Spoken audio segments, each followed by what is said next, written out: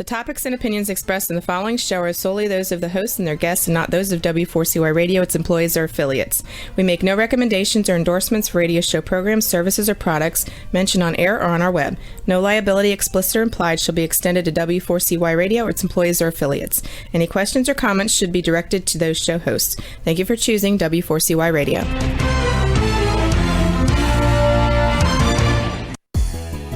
Welcome back, everyone, to the Geeks, Geezers, and Googlization Show, the home of Googlization Nation, where we talk with HR and business thought leaders about the crazy shift going on in the world of business, technology, and HR. Here's your host, Ira Wolf. Ira, I do not hear you. Wait. There you are. There you are. Now I hear you. Excellent.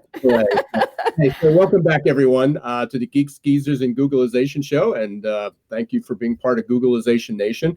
We have got a great show. Hard to believe it is December already. So we're on show 48 for the year. That's just, that just blows my mind that we're that far along. I'm not sure 6-9 months ago we would have thought we've gotten this far. and still be talking. Well, we're not talking about the pandemic today, but we're talking about changes that have been accelerated by the pandemic. And our guest today is Mark Babbitt. He is president of WorqIQ and the founder and CEO of YouTern. We'll talk about that, about internships, but especially we're going to talk about something that's near and dear to your heart, Joyce. Yes. Company culture. So for sure. Just a little earlier today, right before I go on the show, I'm always doing a lot of reading and there's a lot of things. This morning, it turns out we were both on this masterclass for AQAI, and we heard from Nancy Watt, who, by the way, I was about to tell you, Nancy, who does a lot of improv, and I met her through the AQI, the Adaptability Quotient community, will be our guest on February 10th. Oh, so that's wonderful. Yeah, so we've got a great lineup of people coming up. I think we're scheduled through about mid-February, and we got a bunch of other people that need to get scheduled. So that'll be a lot of fun. But we were on this AQI talking about how to use improv, the importance of adaptability. She's just a wealth of knowledge and learning about everything. But right before that, I was doing some reading, and I caught this quote. It was just a statement in an old book I had, and it says, "Managing change is everyone's job." For sure, it is. In the past when this was written, and it's actually probably a 20-year-old book. I think they were talking about how do we get people involved in change in a culture. But now it's really from an individual basis. Everybody needs to be responsible to change, to learn how to adapt, to accommodate. It's not just change, being part of an organizational change. We're part of a world change. And that's where the adaptability skill set can really make a difference. Right. Everybody needs that. And, again, we talk about 375 million people worldwide being out of a job in the next few years. People are going to have, it's not just a matter of what new technical skill do I need. This is going to be ongoing. So, and that's what we're going to be talking about today. I mean, basically, right before the show, we were all on the air with Mark, and, Mark had said, we've been talking about the same thing for 30 years and probably longer than that. It's about time that this has got to be the tipping point. We've been talking about it, but really with different words and from slightly different perspectives. And as we have evolved as a society, as a culture, not necessarily corporate culture, although that's evolved as well, the terms have changed, the perspectives have changed. And that's why I really like what Mark is doing, because I feel like it's up to date, it's contemporary, it's kind of here where we need to be right now. So I'm really looking forward to our conversation with him. And I think one of the things that's changed along the lines with that, and it fits right into everything that I talk about with VUCA and the fast changing world, is that for a long time, there were a lot of publications that were put out there, workforce, and seemed like Workforce 2020 was that one that was far out there. Didn't it? It seemed like it was like the next era, didn't it? And then the next thing we knew, we were there. and the big guns, the McKinseys of the world and the Deloittes would write about Workforce 2020. And I was like, oh, we'll put that in our planning, and we're going to have workforce development, and we're going to have our strategic plan, and we're going to incorporate business and culture and diversity and all these terms, which was fine because we lived in a linear world. Things were incremental. And all of a sudden, again, everybody now understands what an exponential hook looks like, from COVID. I mean, you probably ask a 3-year-old and they probably can explain what an exponential curve looks like, when it just abruptly, all of a sudden, seemed like it was going wrong nicely and all of a sudden just shoots up. That's the world we're living in. And we're at that tipping point because there is no more, we're going to put it into our budget next year, or this is on our 5-year plan, but we're not there yet. It's all there. It's all sitting right in front of us. And I think that's the big difference. So hopefully, and maybe that's my optimism coming out, hopefully it is that this time will be different, that we will make the changes, whether it's culture or whether it's diversity and inclusion, which is part of that, whether it's how we hire people, whether it's what careers look like, all those things. Hopefully we're at that tipping point, which is probably a really good segue to bring Mark on, because he is certainly one of the experts on this, and he's got WorqIQ, which, and if you want to talk about somebody as passionate, or maybe even more passionate, if that's possible, about this subject, we'll have Mark Babbitt. And but welcome, I'm also Mark. curious what Mark's going to be able to say about about his company YouTern. So, Mark, welcome. Well, thank you both. Did you say it was December? When did that happen? just today. You're not too far out. Blink and it's December, right? Yeah. Crazy. You just have to flip the calendar one day. So that's about it. So Mark, we talked, a lot of things we talked 2 years, well, it's a year and a half ago, which seems like a decade ago. My talk at SHRM was keeping the H in HR.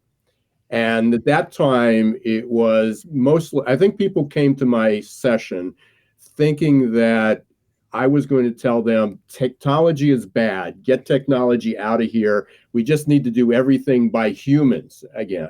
Because I think a lot of people were disappointed that that's not what you did, right? But the technology allowed us to be more, to spend more time with humans, and HR sort of defaulted to, we could get technology to fix that problem because we're so busy. Obviously, preaching to the choir here. We're talking, you describe yourself as a culture architect, and there's a lot of change. So tell us a little bit about WorqIQ, and then we'll get into, how can we put the human back in HR? So WorqIQ, Ira and Joyce, was built out of frustration, I guess you would say. And Joyce, early in the show, you mentioned that we're using different words, different nomenclature, different nouns to try and move the needle after decades of talking about company culture and workplace fulfillment and so-called employee engagement, which we spent billions of dollars on over the last 3 decades, and we haven't moved the needle one little bit. Right. So we developed a term, workplace intelligence, and it's very simple. What emotional intelligence is to an individual, workplace intelligence is to a work team or to an executive team. And it's all about how we work together to solve the problems or to meet the challenges in front of us. And it's really funny because not only was the term accidental and the company accidental, it was born out of my own frustration. I'd been in the career world for years, HR, recruiting, online recruiting. My first 2 startups were in the online recruiting world. And we would find young people these amazing jobs only for them to go to the companies and go, my dream job's kind of a nightmare. This place sucks. And I don't know how to make it better. And so from that frustration, we started really diving into something that I am incredibly passionate about is what's it like to go to work today? How does it feel when we close that car door, we get off the train and we look up and there's the business, and our shoulders slump. We just go, oh crap, I'm back at work. And it's really all about the experience. It is. That's it exactly. And by the way, Joyce, I'm so glad you mentioned that, because we, like a lot of other people now, have changed the phrase employee engagement to employee experience, because engagement by definition is manipulative. It's a management tool to try and get more out of our people.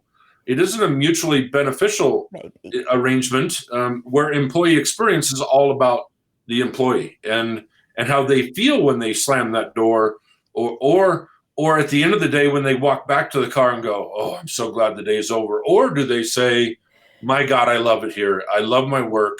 Yeah, there's some bad days, but I love my team. I love our accomplishments. I believe in the mission, and I can't wait to go back tomorrow. And that's what we're looking for. I'm not sure you saw it in my background, Mark, but you're preaching to the choir. My new book, which is coming out in January, is called Experience Rules: How Positive Experiences Will Drive Profit into the Future. See, perfect. And so well timed as we maybe finally possibly come out of our pandemic world. You know, this is the time, and Ira, you touched on this is the time for rebirth. This is let's not go back to the last normal. It kind of sucked. Let's define the new normal. Well, if you've been looking at any of my work, Mark, you know that I define what we're in now as normal 2.0, because it's an evolution of normal. We're not going back to anything. We're going forward. And then post-pandemic, we'll be in normal 3.0. And as Ira has pointed out, there's also a wave kind of cycle going on here at the same time. Yeah, that normal. Yeah, that normal is the way. I mean, basically, it's not a next normal or a normal 2.0, because that almost assumes that it'll be static. No, not necessarily. But basically, it's going to come in waves. I mean, this is going to be a series of waves. We're going to ride the crest, and then it's going to go down. It's going to ride the crest, and we'll have a series of normal. But we can debate that. That's one of my things I've been sort of figuring out. What's the right way to describe the next stage? You know, normal, future next.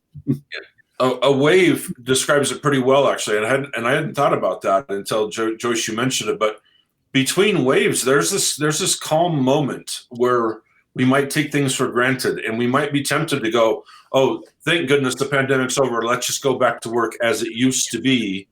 And then you turn around and here's this big wave about to just smash the you-know-what out of you because you weren't prepared. Yeah. And that's what we're trying to do. Like you two, that's what we're trying to encourage employers, leaders to do now. Get prepared for that next wave, as you call it. Get out in front of it and enjoy the ride rather than just fight this thing that you can't possibly stop. The wave is coming, and we got to be ready. Yeah. I have a question for you, Mark. Because there are like 6 or 7 things that you have, elements that are part of workplace intelligence. What is the meaning for you of social intelligence? So social intelligence is a phrase we used in my first book, World Gone Social. It is a corporation's ability to align their existing culture in reality to what they're saying online. And we all know there's a million examples out there, the Wells Fargos, the Volkswagens, they project an image online in their commercials, in their board meetings, but then what you get in reality isn't exactly there. So social intelligence is us owning what we are now and knowing that it may not be perfect, but we are working toward that, right? And part of it too is, you look at, say, Wendy's, right? Wendy's on Twitter is now famous for their snarky, sarcastic, tweets and their rivalries with their competitors. And it's just fun, right? And it turns out that's what it's like to work there, unless you're the guy putting fries in the fryer for the 100th time that day. It is known for being a decent place to work, at least in corporate headquarters, and their social intelligence is well aligned because that's how they are online and that's how they are in the office.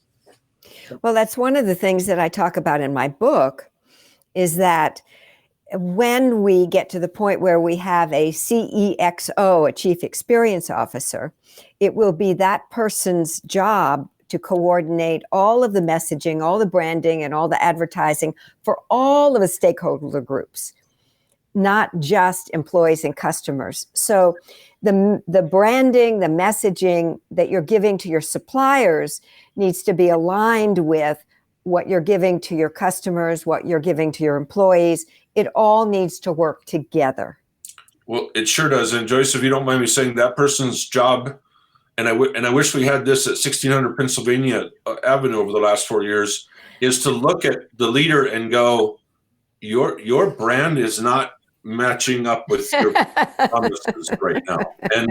And maybe we should present the facts, and God bless a CEO or the Chief Experience Officer who can listen to that input and adapt accordingly. And that's what's in short supply. We're so busy being what we want to be that we're not getting better at what we want to be. Yeah, I have one more question for you, if that's okay, Ira, and then you can ask whatever you want, because I'm really, really curious about this. And that is, what do you see, Mark, is the greatest shortcoming of today's workplace? Leadership. That's Period. what I think too. One word. That's it. It's we have lost our American spirit of leadership. And I don't want to sound like I should have a flag behind me, but there's something to be said for that stick-to-itiveness, the character, the drive, the roll up your sleeves. Right. And now we're all wearing $6,000 suits and showing up to work in a limo, and that's our idea of an executive. And well, Ira, you know me, I had to put a collared shirt on just for the show. So, but that's what's missing is we've lost our way. We've lost our moral compass in a lot of ways, which means we've lost our way as leaders. And that, above everything else, that's my life mission is to convince leaders that they must model the values that they espouse.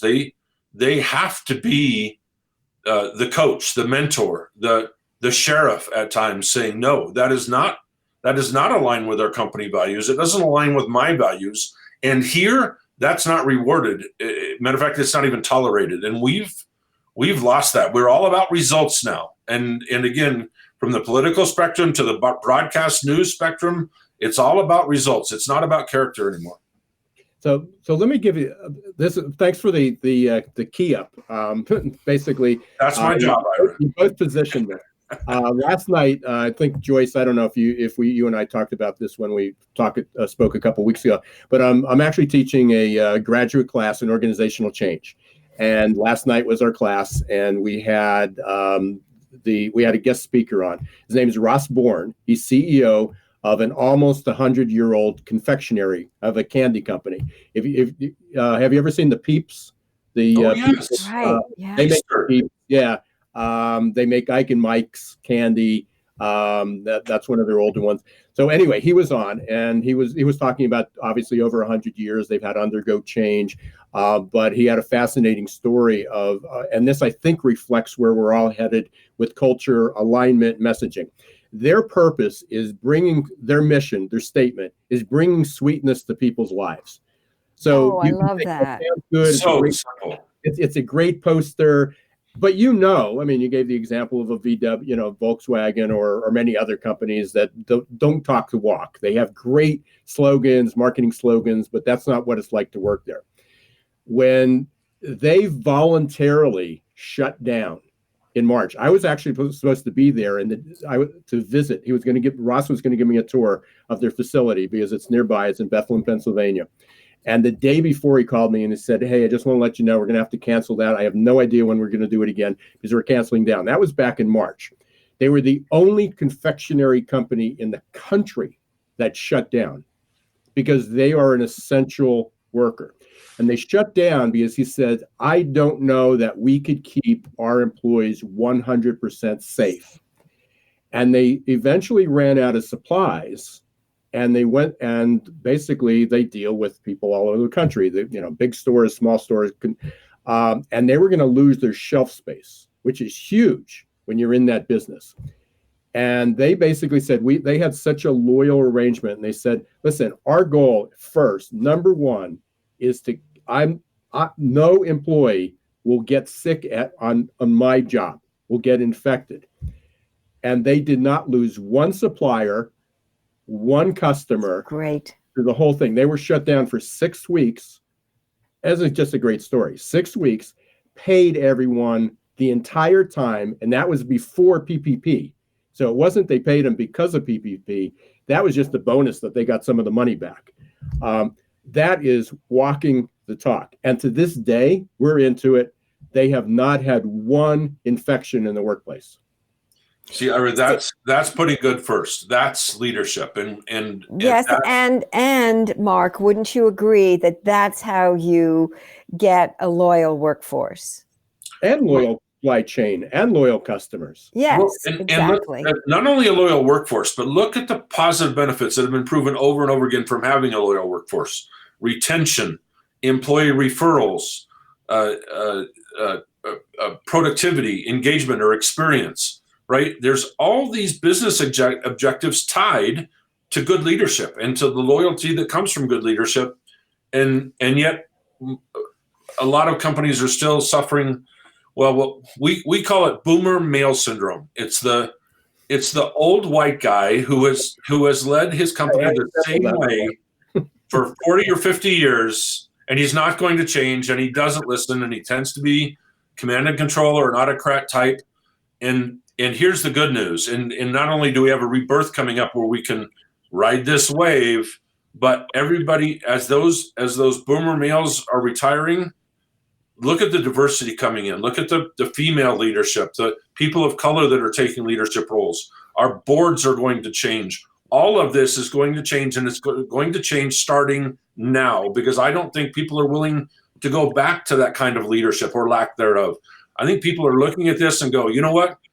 We've been through hell for the last 9 months, and it'll be 13 or 14 months before it's all done. I'm going to go to a company that puts good first. I'm going to go to a company where I trust and believe in the leader and the mission, and everybody else is going to get left behind. No, you're absolutely right. And, again, the class was made up of students between 24 and 31 years old or so.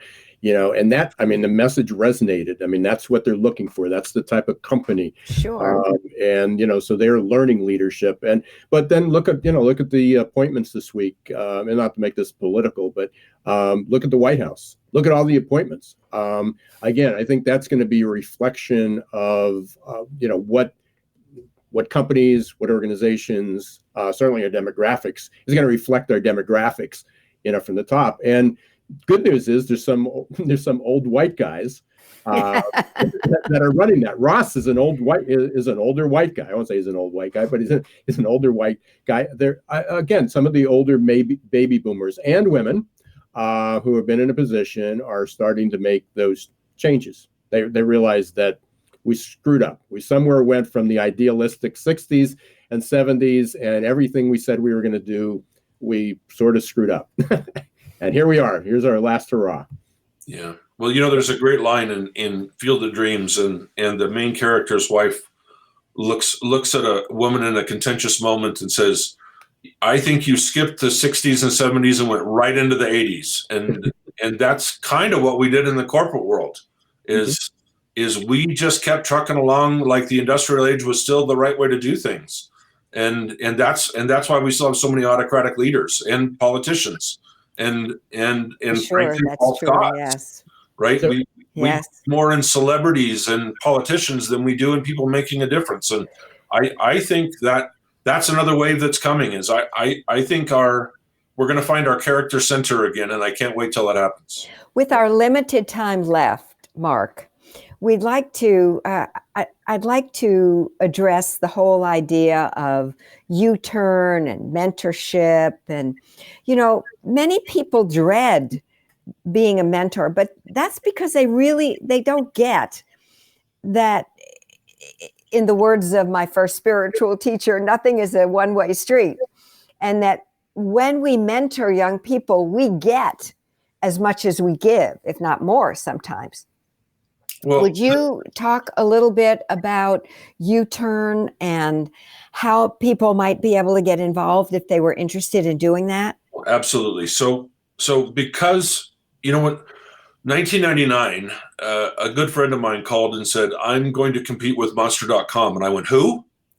And I didn't even know at the time what Monster really did. I wasn't looking for a job, so I didn't know they were an online job board. So he, over the next several months, talked me into joining their founding team, and it was so much fun to be part of such a disruptive industry. I mean, we completely wiped the newspaper classifieds off the face of the earth, right? Everything went online. Was this John that you were, John Taylor, who you were working with? No, this was the CEO and founder of a company called RegionalHelpWanted.com. Oh, okay. New York.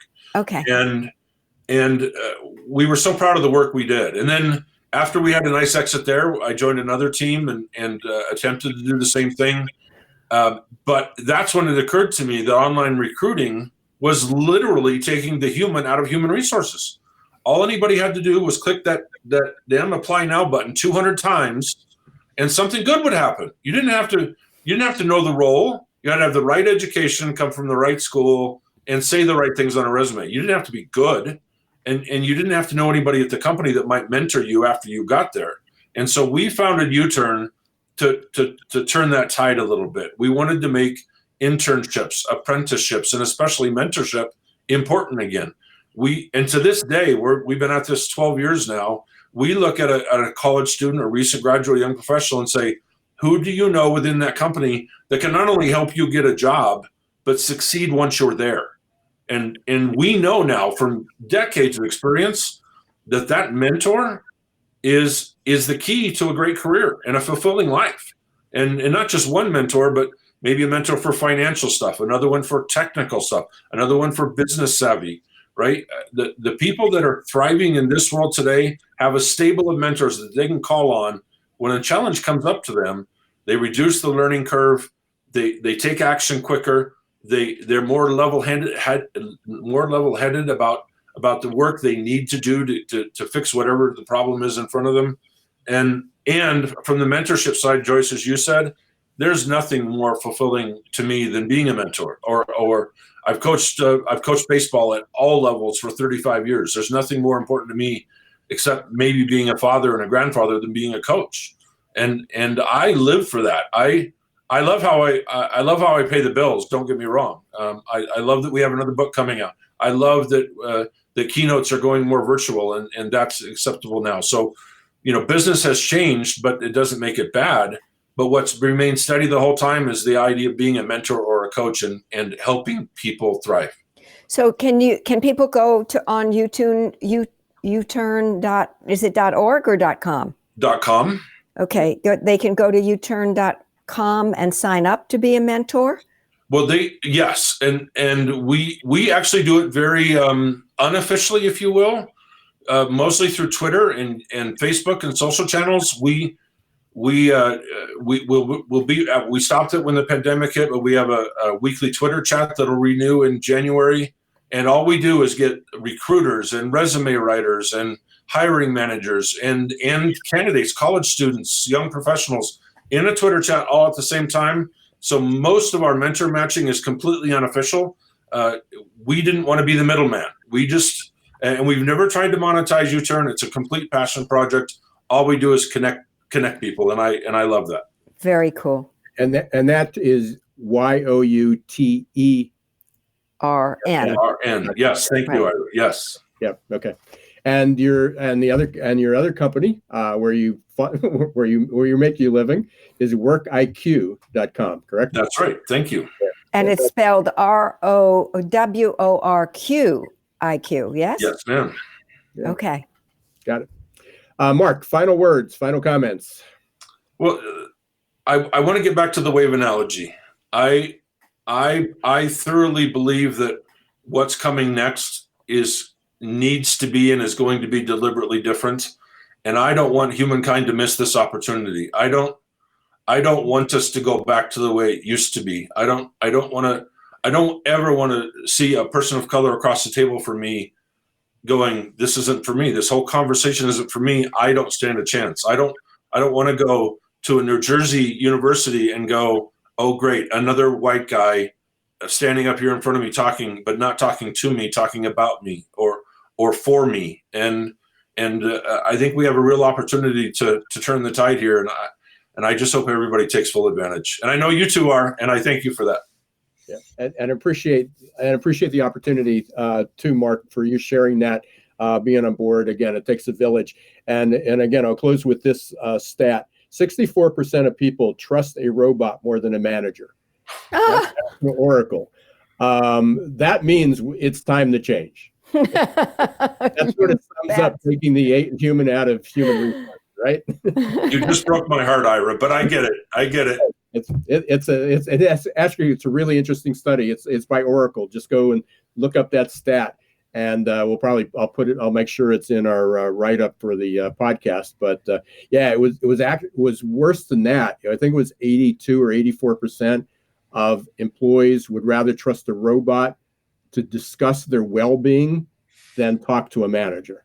So wow, it's pretty horrific. Yes, Mark, thank you so much for being with us. Have a good holiday, Mark. Stay safe. Thank you for allowing me to get up here and talk a little bit. Our pleasure. Thank you, Joyce. Another great episode. These 25, 30 minutes interviews are just going faster and faster. But we got to take a break because we're going to talk about Ahead of the Curve, Normal 2.0. That's going to be coming up. You've been listening to the Geeks, Geezers, and Googlization show. I'm Ira Wolf. I'm here with my co-host, Joyce Joya, from the Herman Group. We didn't even get into that, where you were from. I sort of just blew into that. We'll be talking very shortly about Ahead of the Curve, Normal 2.0, but we're going to hear first from our sponsors, Success Performance Solutions.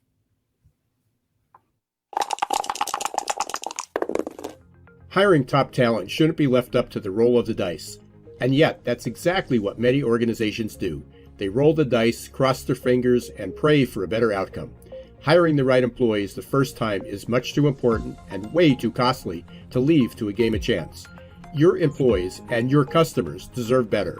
For 25 years, Success Performance Solution has been helping small and medium-sized businesses hire smarter. They offer pre-employment and leadership assessments from typing and data entry to C-suite competence. Whether it's production, sales, healthcare, call centers, or management, Success Performance Solutions can help.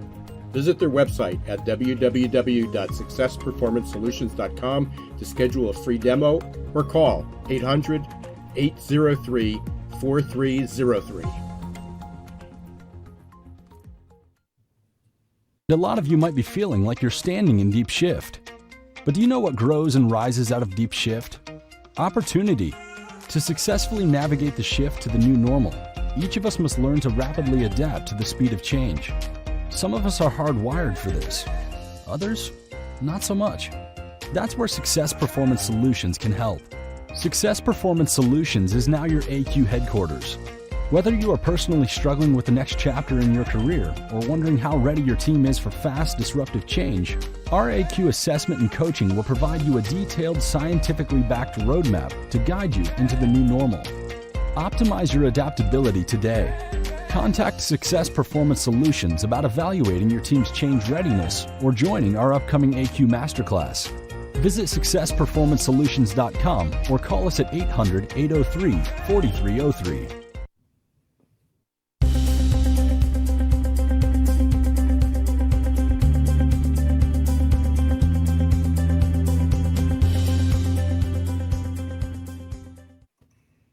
Hey, welcome back, everyone, to the Geeks, Geezers, and Googlization show. We are, again, another great segment we had with Mark Babbitt. That was fascinating. And now, basically, we started this, Joyce, a few weeks ago as just kind of an ad, kind of a section talking about the Herman Trend Alert, some features you had. We talked, Mark had agreed earlier.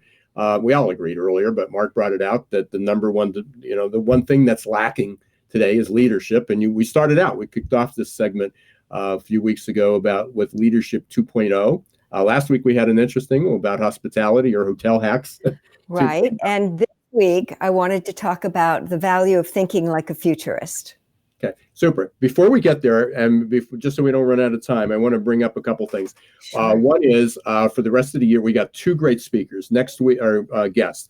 Next week, we have Alan Ballou from ITR Economics. I had to look up the statistic just to make sure it was still real, especially after this year. He and his brother have been in partnership. They have an economics firm, super speakers. Alan's been a frequent guest of ours, and he's going to talk about what to look forward to. What's the dynamics?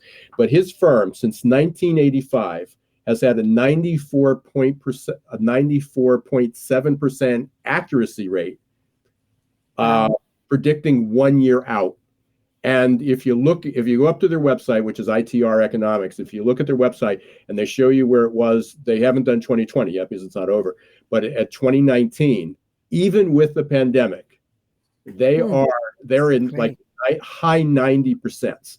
So you want to make sure that you tune in next week or listen to the replays to find out what's ahead, because you got a 95% chance that this is what's going to happen. And then the following week, for the final show of the year, we're going to have Dennis Hill, and Dennis is going to be talking about data privacy and data ownership, something that we all need to be aware of. So that'll be fun. And we have a great lineup in January and February. I already mentioned Nancy Watt. I only remember her date. I'm not singling her out, but only because she just signed up to this morning. Yeah, Nancy is just wonderful. She really is. That'll be great. We'll be talking about that. And now back to you.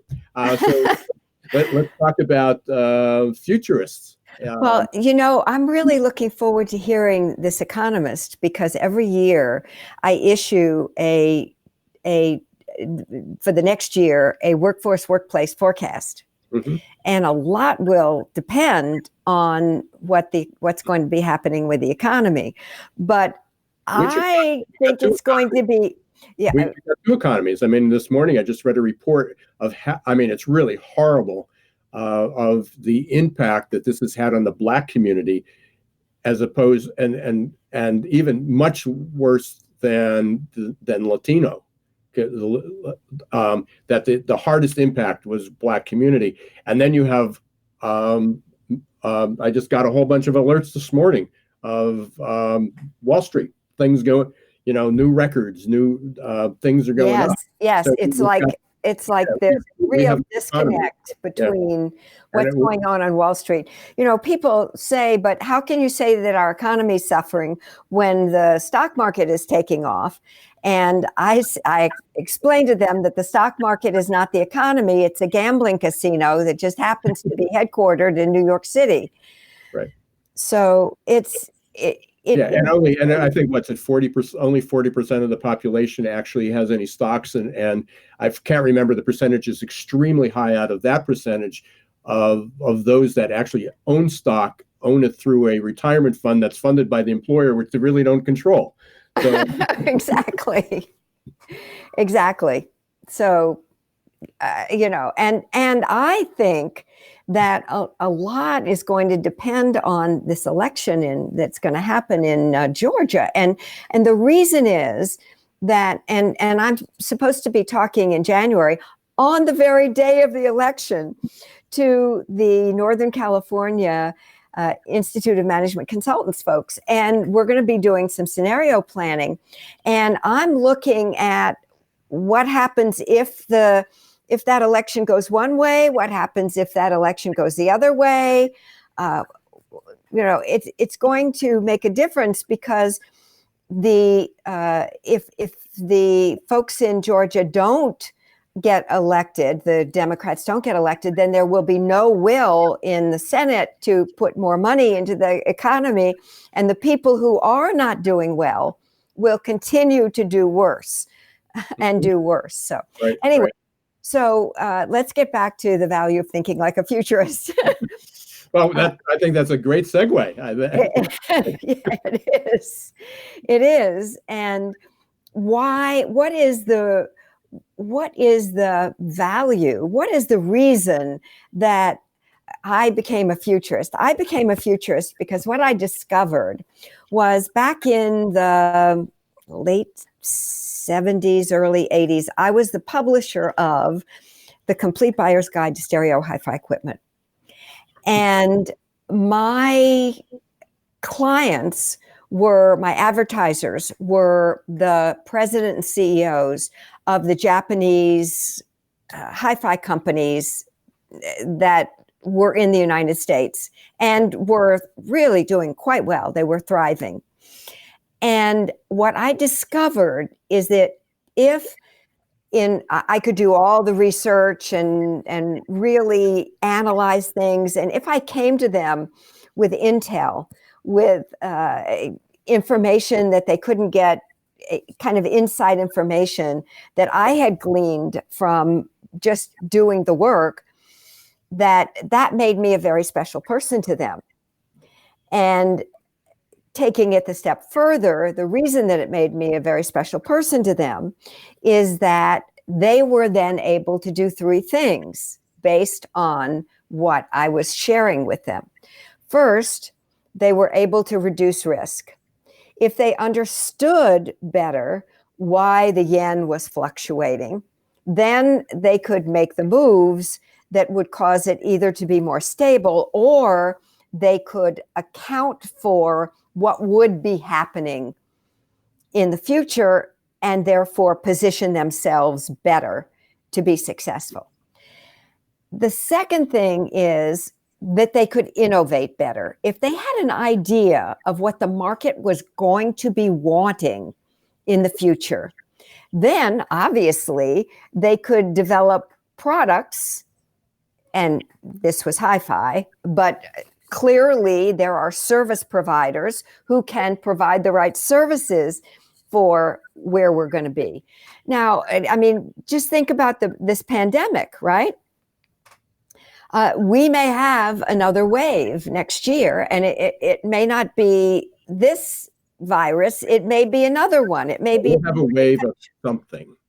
It may be a different infection. Again, I'm always looking for examples for my students as well. Right before this went on, Wall Street Journal article, UPS is starting to limit the deliveries for the Gap, Nike, and a whole bunch of other vendors because they don't have the capacity and they were overtaxing the system. So here you have Gap and Nike and retailers are saying, okay, we're going to salvage the year and we're going to get this out. And the delivery system, another wave of change, says, right. Nope, no, we're going to stop that. So one of the key skills that I'm sharing with my clients is that they're going to need to be able to ramp up and ramp down quickly in the whole new meeting. I'm sorry, what? What just will happen? In time. Just in time, we'll have a whole new meeting. Yes. And the third thing is that when we have a sense for what's coming, we will be able to invest our resources better. Here's case in point. Should UPS consider bringing on more trucks, hiring more people, or will this just be a temporary thing? It's like seasonal, and will everything drop off when we hit January? Frankly, I don't think so, but we'll see. Go ahead. If we take this back to the workforce, okay, we got a lot of people. This is what the workforce is going to be. How do we ebb and flow? Before it was we needed full-time people, part-time people, or temporary people. We had three categories, and that was it. But if we have shared workers, we need them in delivery in November and December, but then, they get laid off and they go on unemployment, and that's the system, and then they go look for another job. Is someone else in the spring, in January, February, and March, might need those employees. Yes. And we're still stuck in this mindset that we have a full-time job, a part-time job, a temporary job, or a gig environment. We can go to a staffing firm and hire these people. And it's all of those at one time. You can be full-time and maybe work for 4 companies. Yes. And back in 1998, my late partner, Roger Herman, and I wrote a book called Lean and Meaningful, a new culture for corporate America. Are you prepared for the future? You probably got a copy. I probably sent you a copy back then. And the Adaptables, right? no, that was Turbulence. That was a different book. There were 11 books, so Right. you're forgiven. And in this, we had a chapter called The Corporation of the Future.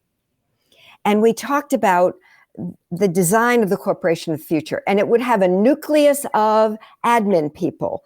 And to this nucleus within this cell, as it moved constantly to bob and weave to take advantage of what was going on with markets and with the availability of people, that groups of workers would be attracted to this organization, and they would work with the organization just for as long as it made sense for everybody. And then they would come off and a new group of people would come on. And that could be individuals, that could be dyads, triads. Mm-hmm. You know, it doesn't have to be just groups of people, but the idea is that the contingent workforce is here to stay. And that's exactly what you were talking about. Yeah, no, absolutely. And but again, people just have identified contingent workforce. That means that we can go to Upwork or we can have, again, the gig economy. We name all these different things. But there is no reason that one employee, one worker can't have an allegiance, have a loyalty to 4 different companies simultaneously. And those 4 companies figure out, well, we can't hire them because we need them the same time. We'll figure it out. What's the ebb and flow? It's very rare that 2 companies, unless they're in the same industry, in the same location, and selling the same product, will need people at the same time, all the time.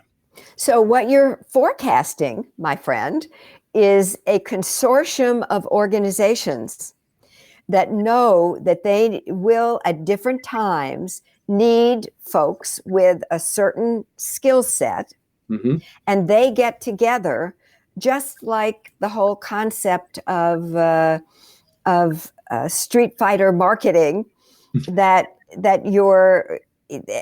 this is using an employee population that is the same across all of these different organizations, and they would get together and they would say, okay, how can we work our schedule around these the needs of our other consortium partners, Yep. so that we can use these people's talents and abilities and optimize them and make sure that these people have a consistency of income and work. Great idea. It's the counterpart to Upwork. Upwork is the labor market, and you can go there and you can hire people for the project you need. The problem is companies haven't changed the way they hired. Now that's just another staffing. So now the companies need to create the Upwork or their version to meet what the demand is, what the supply is. So, really interesting idea. And I'm going to start talking about it when I do my Future of Work presentations. Great idea. Super. Unfortunately, we're like wrapping up the show already. This is like nuts. It always goes so fast, doesn't it? Yeah, absolutely. Just a couple quick announcements. Again, you definitely want to be around next week when Alan Ballou, ITR Economics, if anybody that's with a 95% accuracy rate on what's happening with the economy, you got to listen to that. So Alan will be with us next week. Joyce, you of course will be back. And then we got our special guest, that's Mike Spermuli, who was co-hosting with me for a little bit. He's coming on next week. We're going to start a new segment on doing tech. Couple tips. Great. I can't wait to interview Mike. Yeah, the tables are going to turn, right? Yeah, the gadget guy. He's our gadget guy. So we're going to be talking about that.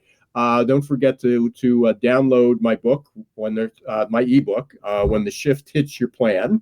You can go to whenyourshifthitsyourplan.com. And people can sign up for my Herman Trend Alert. And the Herman Trend Alert, right? www.hermantrendelert.com. Yeah, that'll probably scroll across the bottom shortly. Yeah, the newsletter.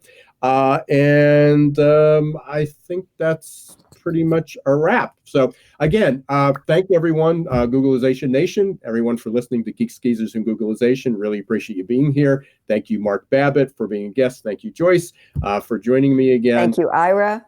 And if you missed the show, you can always get it on YouTube, Facebook, or you can listen to it on your favorite podcaster on Apple, Amazon, Spotify, iHeart, you name it. We're there. Stay safe. Until next week, don't let the shift hit your plan.